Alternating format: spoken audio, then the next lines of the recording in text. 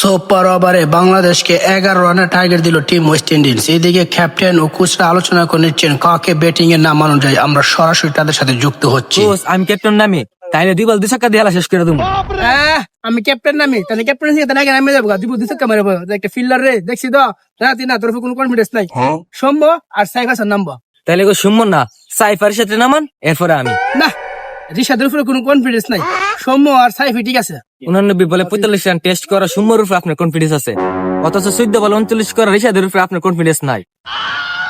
তুই কোচের সাথে বেয়াদবি করছস, কোচের সাথে বেয়াদবি কারণে ফরের ম্যাচে তুই বাদ।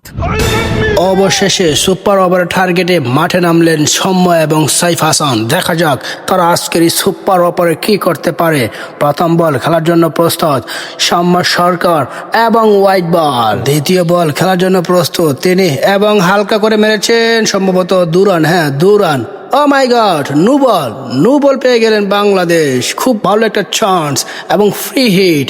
এই মুহূর্তে প্রয়োজন 6 বলে 7 রান। ব্যাটিং এ প্রস্তুত ফ্রি খেলার জন্য সমস্যা এবং বাড়ি দিয়েছেন, কিন্তু ক্যাচ। ভাগ্য বলে ফ্রি ছিল 1 রান। আবার ব্যাটিং এ আসলেন সাইফ হাসান। দেখা যাক সাইফ হাসান কি করতে পারে।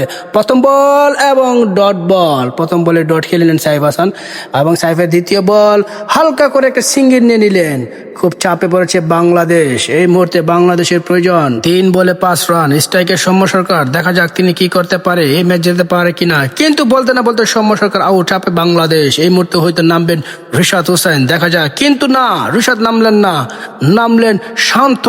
কি হলো? এই মুহূর্তে রিশাদের প্রয়োজন ছিল, কিন্তু শান্তকে নামানোটা কোচের এবং ক্যাপ্টেনের একক ক্ষমতার প্রদর্শন। যাই হোক, আজকের ম্যাচের নায়ক হতে পারেন শান্ত। দেখা যাক কি হয়, কিন্তু না, লেগ বাই 1 রান। আবার 1 বলে প্রয়োজন 4 রান, কিন্তু আরো একটি ওয়াইড। এখন 1 বলে 3 রান প্রয়োজন। 2 রান নিলে আবারও সুপার ওভার হতে পারে। দেখা যাক আজকের ম্যাচের নায়ক হতে পারেন কিনা সাইফ হাসান, কিন্তু না, নায়ক হতে পারলেন না। Bad luck, very very bad luck for Bangladesh. 1 রানে হেরে গেল বাংলাদেশ, জিতে গেল ওয়েস্ট ইন্ডিজ, সে সাথে জিতে গেল বাংলাদেশের মাথামোড়া কোচ ও মাথামোড়া ক্যাপ্টেন।